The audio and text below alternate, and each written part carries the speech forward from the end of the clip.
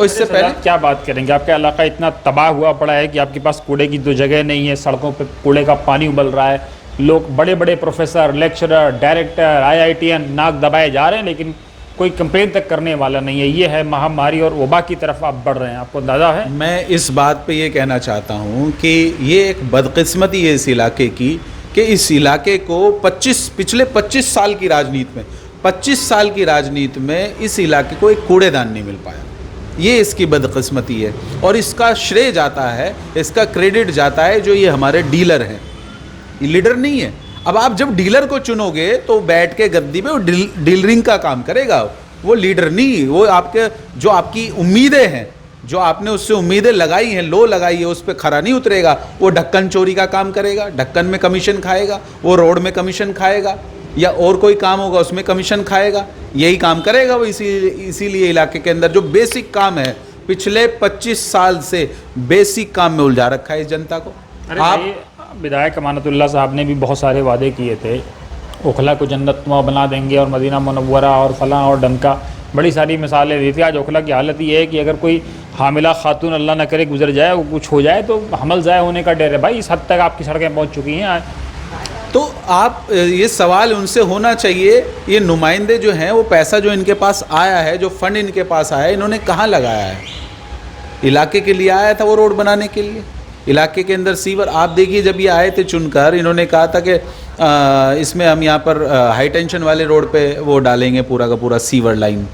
हमने लगातार उस पर आवाज़ उठाई है। आज जाकर वो वहाँ पर देखिए, आज भी वो काम नहीं हो पाया, जबकि अब इलेक्शन सर पे है। इनकी नीयत इतनी ख़राब है, इनकी मानसिकता इतनी ख़राब है कि जनता को ये इसी में फंसा के रखना चाहते हैं। कूड़े पे अगला चुनाव, फिर कूड़े पे लड़ेंगे, फिर रोड पे लड़ेंगे, और वही काम पे जो है ना जनता जो है ना, मुझे ये समझ नहीं आती किस तरह से वोट कर देती है। सिर्फ पार्टी के नाम पे वोट दे देती है, मुद्दों पे क्यों नहीं बात करती है, मुद्दों पे क्यों नहीं वोट देती है। मुद्दों पे जो असल मुद्दे हैं इलाके के, भाई रोड है, पानी नहीं आया आज तक, 10 साल हो गए, पानी कहाँ आया है? रोड नहीं बन पाए इलाके के, वहीं के वहीं है खड्डे, उन्हीं खड्डों में लोग जूझ रहे हैं, गिर रहे हैं, चोट लग रही है, मर रहे हैं, एक्सीडेंट हो रहे हैं। वही हॉस्पिटल की बात थी, उसकी भी कहीं कोई चर्चा नहीं है। कहाँ है कोई हॉस्पिटल, बताइए। तो ये तो सारे मुद्दों पे फेल हैं।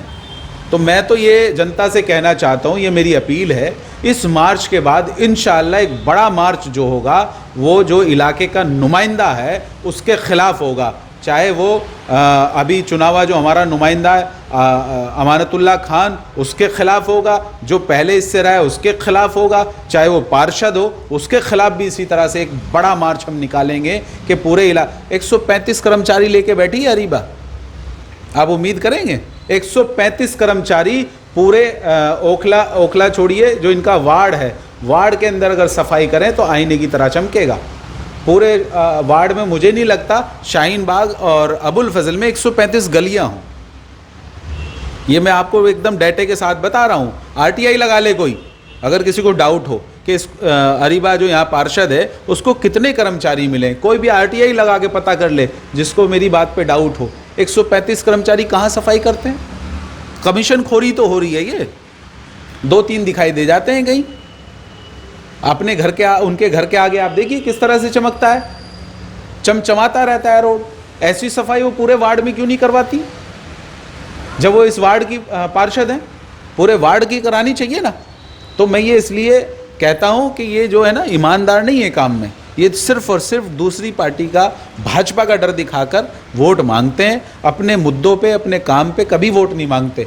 जनता को इस बार इनको जो है जवाब देना है काम से, जो हमारे इलाके के मसले मसाइल हैं उस पे बात करनी है। और मैं लास्ट में ये अपील करना चाहता हूँ, जो हमारा मार्च है वो पीसफुल मार्च है और इन स्टे माफिया और चीटरों के ख़िलाफ़ मार्च है।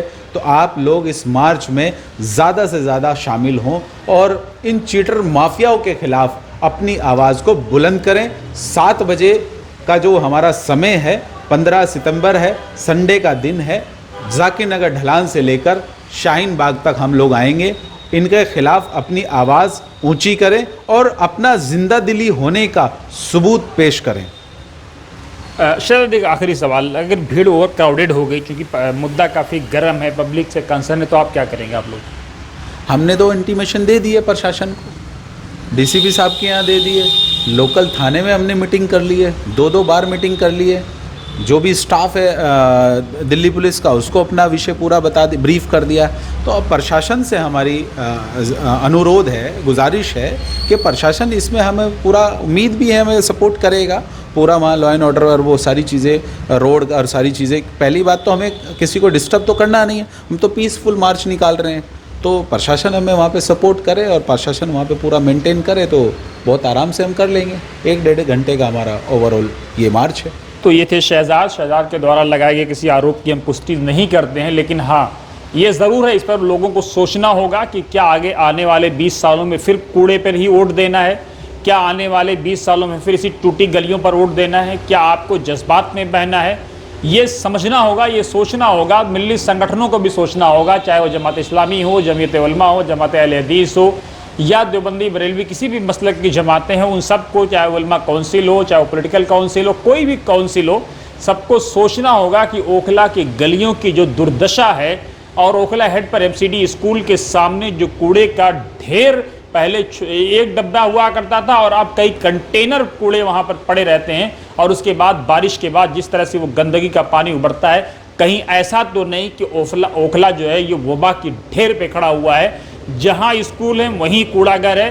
कालिंदी कुंज आप ले लीजिए, मदरसा है शानदार, मौलाना अब्दुल हमीद रहमानी साहब के ज़रिए रहमानी साहब की रूह भी तड़प रही होगी कि वहाँ पर जहाँ उन्होंने इतनी शानदार मस्जिद कुर्बानी दे करके और मदरसा बनाया, उसी के सामने ला करके कूड़े का ढेर खड़ा कर दिया गया है और धीरे धीरे ये वबा की तरफ बढ़ता जा रहा है। लोग क्या करेंगे नहीं करेंगे ये लोगों को सोचना होगा, लेकिन अगर आप नहीं जागेंगे, आप अपने नेताओं से सवाल नहीं करेंगे, आप अपने मुद्दों की बात नहीं करेंगे, तो माफ़ कीजिएगा कि कोई आपके मुद्दे हल नहीं करने आएगा। मैं अक्सर कहता हूं, जब ओखला का विधायक भी मुसलमान है और ओखला का पार्षद भी मुसलमान है, तब ओखला में समस्या क्यों है। अगर आप बीजेपी पर आरोप लगाते हैं तो आपको अपने दामन में झांकना होगा। दिल्ली में आम आदमी पार्टी की सरकार है और कम से कम जो है रोड बनाने का काम ये आम आदमी पार्टी की जिम्मेदारी है, सड़क बनाना आम आदमी पार्टी की जिम्मेदारी है।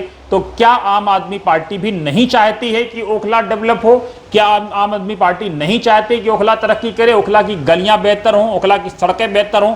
क्योंकि जो सूरत हाल है वो इंतहाई निंदनीय, इंतहाई शर्मनाक है।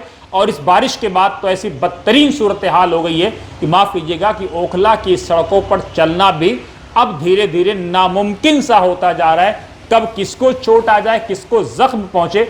यही नेता कहते थे कि हजरत उमर फारूक की मिसाल देते थे कि उनकी खिलाफत में अगर एक आदमी जो है भूखा सोएगा तो उमर अल्लाह को जवाब क्या देगा। और आज ओखला के नेताओं की अगर इक़्तिदार में अगर यहाँ लोग भूखे तो छोड़ दीजिए, लोग सड़क पे चलने की पोजीशन में नहीं है, लोग गिर रहे हैं, पड़ रहे हैं, रिक्शे पलट रहे हैं, क्या क्या हो रहा है, किसी की गाड़ी का सॉकेट टूट रहा है, कुछ हो रहा है। तो ये आप लोगों को सोचने की ज़रूरत है, मिली संगठनों को सोचने की ज़रूरत है। आप क्या करेंगे नहीं करेंगे, हमारा काम है जनता के हर विषय को ग्राउंड से लेकर के आना और आप तक पहुंचाना। आप देखते रहिए वतन समाचार।